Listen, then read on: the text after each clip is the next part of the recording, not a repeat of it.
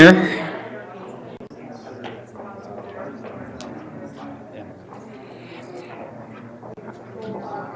All right, I hope that everyone's group was as lively and exciting as mine was. We had a great conversation. Let's And folks, if we can bring it back to one conversation, I want to give everyone an opportunity to hear what other groups spoke about, and I'm really looking forward to hearing about the discussions in the other groups, because I know we had a great conversation in ours and highlighted many of the community concerns and some of the challenges, as well as some opportunities and some great ideas for ways that we can potentially address some of the issues. So I think we'll start off. You want to kick it off, Rebecca or Steve? Steve, all right. So Steve's got a mic over here at the accessory dwelling unit station.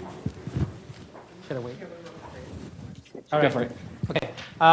For the accessory units, our feedbacks is first lot size. We want a lower, reduce the minimum lot size for the accessory unit to allow an accessory unit, or even eliminate the minimum lot size, like some other cities like Palo Alto, where they just stick with coverage and setbacks, and those regulations.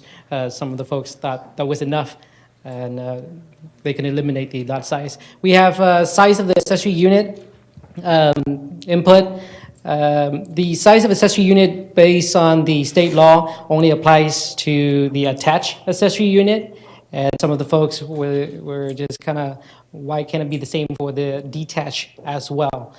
And another comment on the size is it should be around 800 square feet to 850 square feet. And another the folks thought is fine the way it's regulated, and the setback and the coverage is enough to regulate the scale of the accessory unit. Okay. Lot coverage, 40% is at a good range. Some of them thought. They had questions on transit. What defines transit? It was kind of vague in the state law, but it just left it as just the word transit. I guess it would be also means bus stops, which we have a map for, and pretty much it covers the entire city here. Garage storage space. That if you're going to convert the garage storage into an accessory unit, there should be an alternative space where you're storing all that stuff that you typically store in a garage. So there should be an alternative space for that.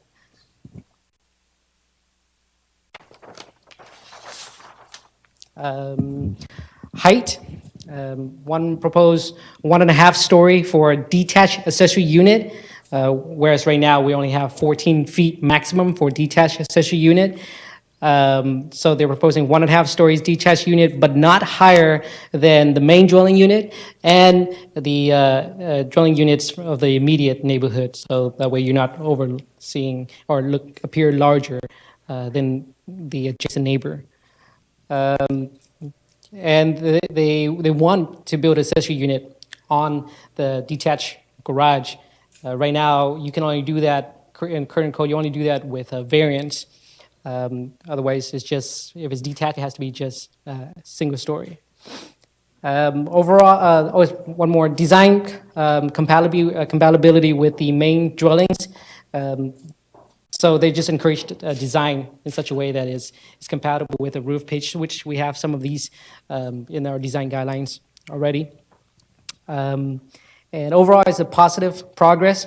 We've got positive feedbacks on where we're moving forward to be consistent with the state law, and just making it easier to have accessory unit and to allow more housing in the housing stock. So, Great, thanks, Steve.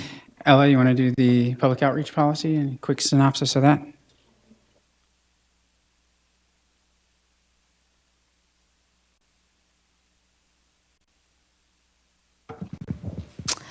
So for public outreach, we had some comments. The first one was the applicant to do the community outreach early in the process, even before submission to the city. So before they prepared all of the drawings and site plans and elevations, they should do the public outreach. And we had some options mentioned for larger projects, for non-residential, or for more than 3-story in height projects. One comment was about the next door groups, and there were some suggestions that they would be notified within 300 feet radius of the project. One comment was about a visual plan or map to access projects in the city. People can go through the map and see the upcoming projects as well as the approved projects on the map.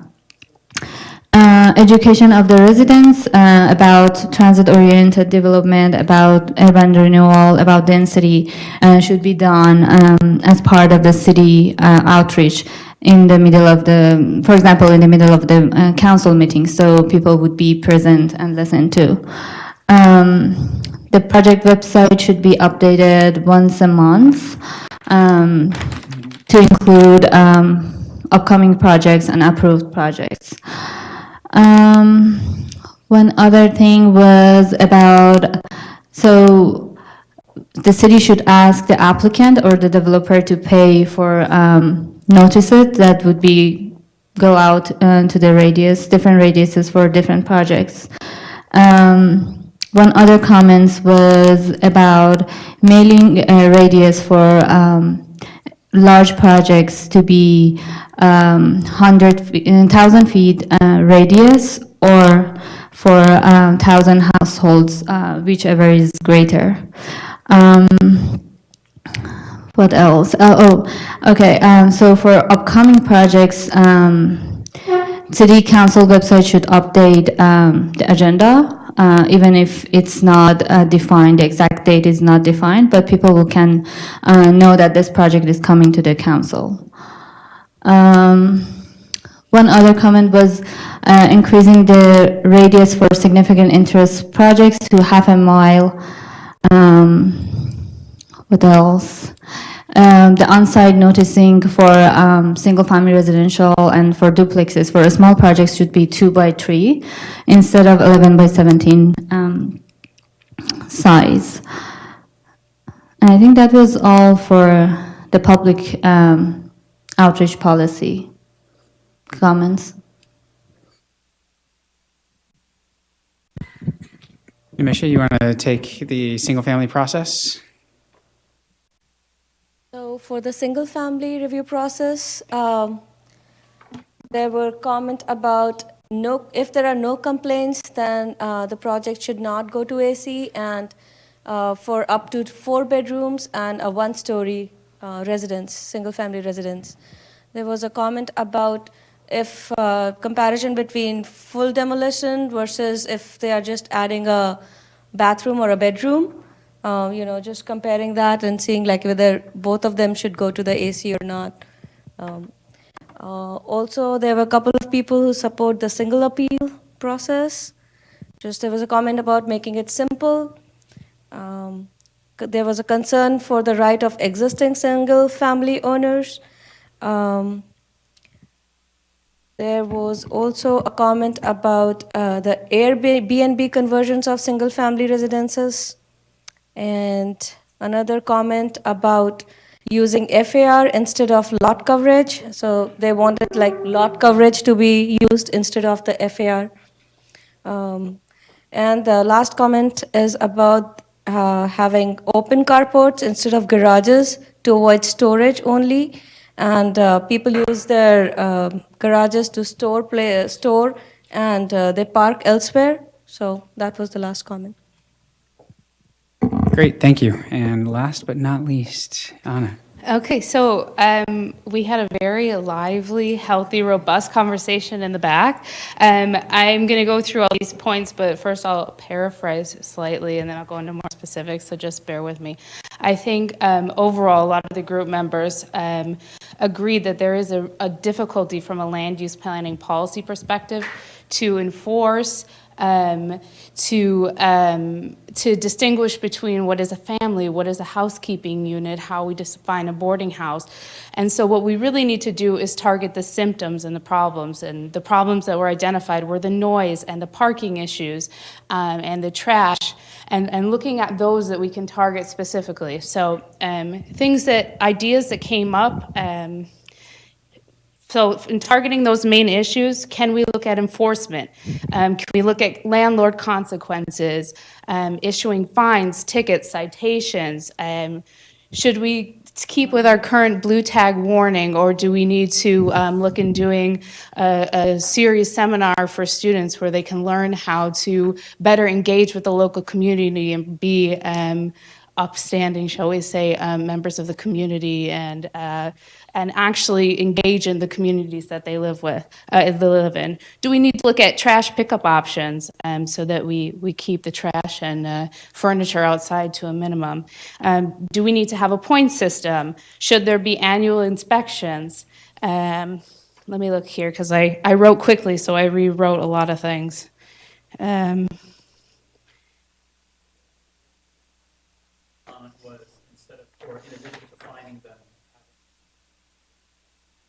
Yes, that's right. Let me get to that, because I really like that comment. I think, yeah, there was an idea about what sort of enforcement policies we could have. Do we need a first notice, pick up trash, second notice, pay the cash? That was quite a good idea that we got from the discussion. Oh, we already said that. Okay. Do we need to review our definition for what a boarding house is? We also discussed over again the inability to enforce regulations in the zoning ordinance. Can we have different regulations for known problem residents? So do we need to target houses that we know are repeat offenders, let's say, of some of the issues in the community? What would happen if we evict problem tenants? Could we have Santa Clara University fund full-time or weekend officers and have enforcement 24/7 around the clock? We also talked about introducing potentially a citywide parking ordinance to deal with some of the parking issues.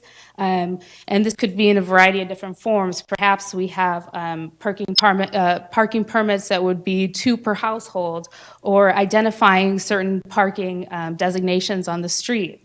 And then lastly, there was a discussion around the Penn State point system. So does, households get a certain number of points each year, and then those points are reduced based on having a trash citation or a noise violation, or things like that.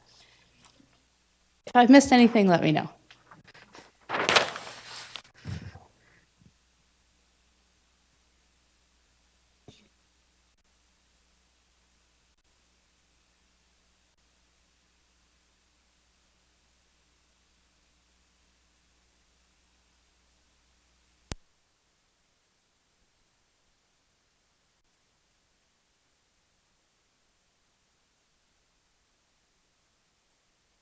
A blue warning, and what we discussed in our group was that, do we need to still issue this warning, or should we move directly as a first warning to a citation?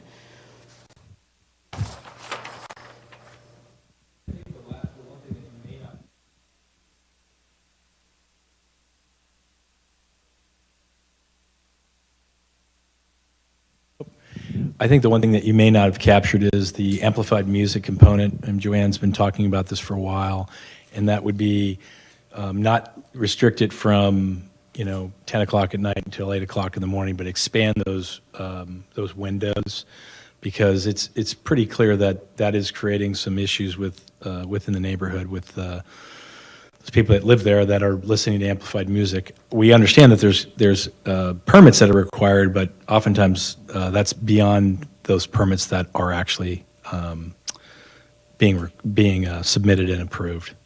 So expand those windows, be more defined as far as how many decibels, I guess it's called, because it is an ongoing issue as noise. Yes, thank you for mentioning that. I did have it noted down, but forgot to say it, so thank you. I do have that here, yeah. Mm-hmm. So we are running up on our time here, but I want to give an opportunity for folks here, if there's anything that, as part of this reporting out, spurred something new from you all that you said, hey, that could also mean that we could do something like this. So any new ideas, anything else that the individuals want to share with the group? Yes, sir. Let's get you a mic, Brandon. It didn't really occur to me to this degree, but the citywide parking, permitted parking, I don't know that has ever been done anywhere. Maybe it has, but I just see this as becoming a bigger and bigger problem. And I know at planning commissions meetings, most people have concerns surrounding traffic. And I know that if we did something like that, could see a downside considering maybe not all of our neighbors would be doing it, but it would be super progressive. And I think it'd be a way to be more of the stick than the carrot to get people to get out of their cars and move towards transit and get more cars off the road. I just think with more employment coming in, especially employment like the Apple Campus 2, which is right smack in the middle of a bunch of residential housing, I think you're going to have a lot of these houses that turn into, you can call them boarding houses, but I think they're going to be engineering houses. And I think that it'd be a really progressive way to inspire more transit-oriented living lifestyles. And I know it could get really complicated. I'd be curious to see like if a traffic engineer has ever studied anything like that, or if we can employ one to see what the ramifications might be. I was thinking just about it between now and the last time when we were talking, but say each home got 2 street parking permits, and then maybe like twice a month you got an exemption, or I don't know, because people do have gatherings, but it's just an idea of a way to get less cars off the street and encourage people to move to the transit-oriented developments we're trying to build. Great, thank you for sharing that. Suds. I know you described that the schedule for the ADU policy, where it came to Planning Commission, and we on Planning Commission were waiting to find out about this community meeting before we decided. But do you have schedules for the other things? Like, do you have some ideas to when they're going to be decided on by council? And then can you just give us an update on the, what's going on with the general plan? Sure. So thank you for that question. You led me into my next slide here. The next steps for the code and policy changes. So we're going to be considering all of this public feedback and taking this into consideration as we decide what recommendations we want to move forward. I think some of these topics may be ready to move forward to the Planning Commission. The accessory dwelling units is one that we've got scheduled for April 12th. And if we've got a limited amount of feedback on some of these others, then we'll likely be moving those forward in probably the May timeframe for Planning Commission, followed by June roundabouts City Council. But certainly some of these other ones may need a little bit more outreach. We had a great discussion over here with the high occupancy residences, and I think that bringing a lot of that information out to the community and gathering more feedback may be something that's useful. And so to answer your question, we don't have definitive schedules yet. We wanted to see how much community interest we got tonight, and before gauging whether or not to go out and do more outreach or to push things forward. And I think we'll do a little bit of both depending on the topic. So I did just want to identify that we will be summarizing this information, and when we go to the Planning Commission and City Council, we'll be providing this information, a summary of this information, to the Planning Commission for their consideration and a recommendation to the City Council for the City Council, who has the ultimate decision on the land use policy changes and the zoning ordinance changes. In terms of the general plan update, so we will be providing an update to the City Council at the regular meeting on the 28th 28th, and I believe it is the regular meeting, but we'll check back. It may be an earlier start time. We'll have it posted on the website, whether that's going to be a earlier study session at 6 o'clock. Come to think of it, I believe it is 6 to 8 on the 28th. I'm getting a thumbs up. It is 6 to 8 on the 28th when that will be moving forward. So it's not a regular meeting. It's a special discussion from 6 to 8. I wanted to thank you again for holding this community meeting because we had good interaction. And I wanted to ask you, do you have everyone's name, email, and address that maybe you can keep us all posted to all the meetings that are coming up so we can stay involved? Thank you very much for mentioning that. There is a sign-in sheet over on the front counter there. If you haven't had an opportunity to sign in, please do so, and please include your email so that we can keep you appraised of these issues. So I would like to thank your staff and yourself again, Lee, for having this community meeting. I think they're very important. Do you? Everyone thinks so too? Okay, so we'd like to come back and meet with you. Thank you. Thank you all. Any additional comments for the group?